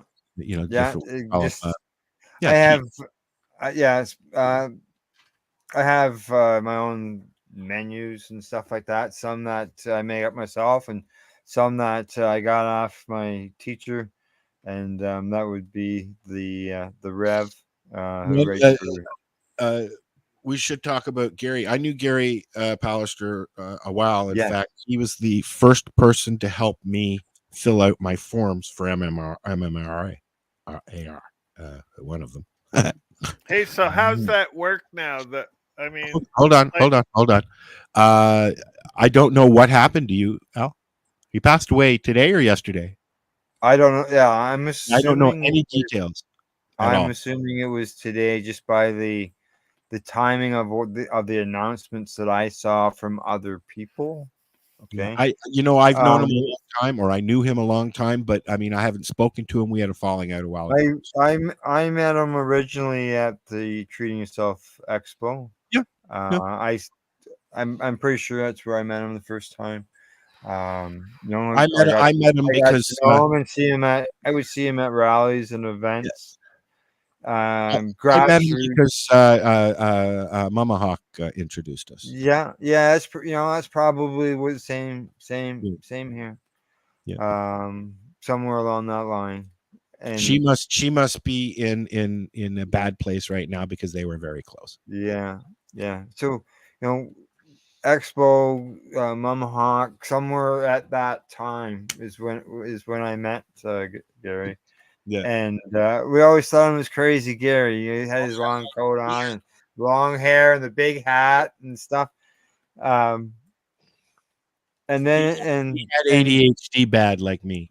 yeah, and then to see the documentary and the work done Him and Rob through and- him and Matt and Rob. And, I always, we heard about it and see the stuff online, Mhm. but to see the documentary and see them, talking to all the people. And, I did this, I didn't teach people how to make oil, but standing in front of a crowd and people talking about cannabis is what a lot of the grassroots advocates did. They were very And open about it up there. he was very open about it. Rob and- invited people he did not know to come into his home Yeah. and watch them make oil to teach them how to do it properly. and Sat there and watched. sharing. So many people wouldn't share the information. There were so many people that would prefer to profit off of it. But yet you walk into Rob or Gary's home and they would hand you a jar of oil. yeah, exactly. Always there to help people and help many people. And today, I watched the trailer of Mend and seeing the stuff that they were doing and it's I encourage everybody to watch the movie. If you don't know who Gary was, or even if you know who Gary is, watch the movie. You'll learn something. Watch the movie. Men with You big either loved Gary or you didn't like him. There was no middle. You either liked him or you loved him. yeah, Or didn't love him. But yeah. he was an oil man in Canada who helped a hell of a lot of people without taking anything back. Yeah. So, there are a few out Grassroots there. advocates, and what was Yeah, Dr. Sam. he had a term. Well, yeah, but Sam was involved in Oh. Mend as well. Yeah. Right. What was that term? I won't have enough time. We're going to get 9 minutes. I was living up there. I was in Durham when I met all of them, and I saw what they were trying to do. And literally, if you were sick or you just wanted to learn, Yeah. they were right there. It still are, as far as I know. Yeah, as far as I know too. I'm just. And now I'm up here with nobody. All by yourselves. No. Oh, you just just a little north. I keep looking at Al here, and his background there is so white. I keep thinking it's snow. Oh. I look outside and sometimes it looks like there's snow on the ground. Like, what the fuck? Scary, huh? It's winter's not that far away. 16 weeks. We're just getting buds now on trees and stuff, dude. Like summer is just started everywhere, but it's been going on for a month down south. Yeah, it's going crazy here. What you looking for, Al? Didn't like that. I found it. I didn't like that. Mend? I've pulled up the trailer. Okay, go for it. It's a good way to. I'm hoping that I'm hoping that I can get this to work right. Sure, I'll do it. You've pulled it up. Ben, I can do it. Did you? Okay. Well, now you make the page full. Yeah, that's what I wanted to do. Come on. I've clicked on it. Let's see how good Starlink really is. It's not responding. This is an ad for Starlink, by the way. There you go. Al's got Starlink. Yes, he is. Yeah. He's broadcasting from space. I'll tell you, I couldn't even. It was. It's much better than what I was using. I was using ExplorerNet in the past, and I should just maybe exit the page. Why don't you just give me the That's what link and I'll I'll exit bring the it up. page. Give me the link in the private chat and I'll bring it up, Al. Al, your picture's right. really good. Sometimes your audio does funky things, but That's the lack of good bandwidth. yeah. But his picture Okay. looks great. Well, it just went funky there when I was trying to bring up the. How long is it?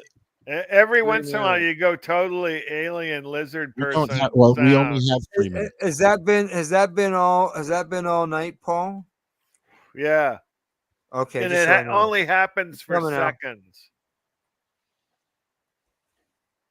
Okay, here comes. It's coming to our chat, man. Bling. Ba-ding. Ba-ding! What's that? Why does it say that? That must be the wrong link. What the fuck? How did that happen? Hang on here, man. I ain't posting that guy. No, you're not posting that. I go, what the fuck? Dang, that's the full documentary. Oh, that's the right button. Hang on. Why did that come up? Okay. I don't know. I don't How know. do you- Let's try that again. How There we do go. you There it do is. There it is. that? Ding. Yeah, there we go. That's All right. it. Give me 1 second here. 2 minutes. So we're gonna say goodnight. We're gonna leave with the trailer for Mend. Rest in peace, Gary. Rest in peace, man. Rest in peace, Gary. Travel well, Gary. Yep. I'll present. All right, we'll be here back in a couple of weeks. Next week's Coverage Radio, 7 p.m. right here on 420 Radio and CBGtv. All right, add to stream, and we'll say goodnight now. So say goodnight now. Good night now. I'm not the only one in the world that wakes up in the morning and the first sort of thought is, what's the least painful way to get out of bed?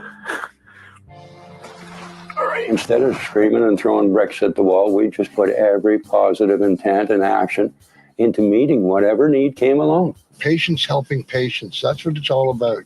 I call myself an actionist. People are dying. We can't wait anymore. We are an outreach and a community group, and we're here for social change. It's not about stoner culture. It's about shifting that paradigm from moving away from the idea of stoner culture into the medicinal and healing properties for which cannabis has been used for thousands of years.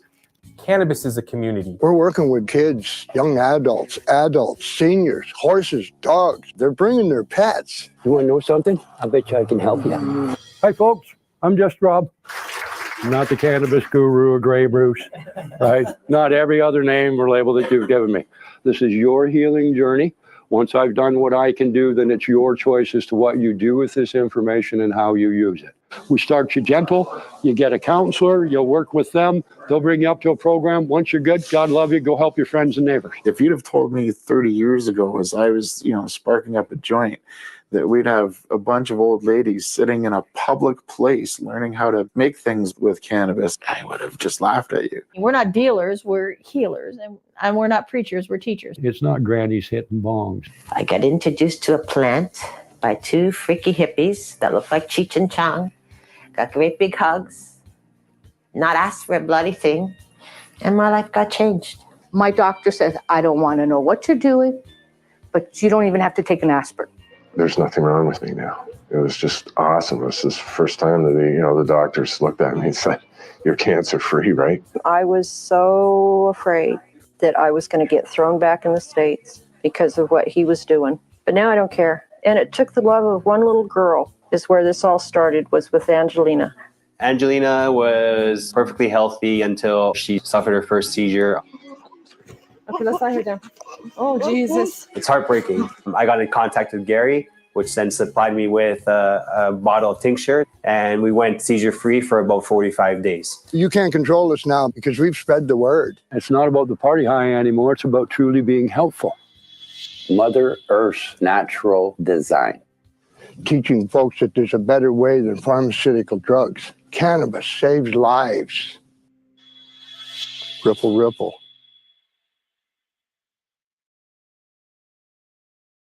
Are you a cannabis content creator? Are you looking for a place to have your content seen? If you answer yes to both questions, then you need to check out CBGtv.com. We are the Cannabis Broadcasting Group here at CBGtv.com.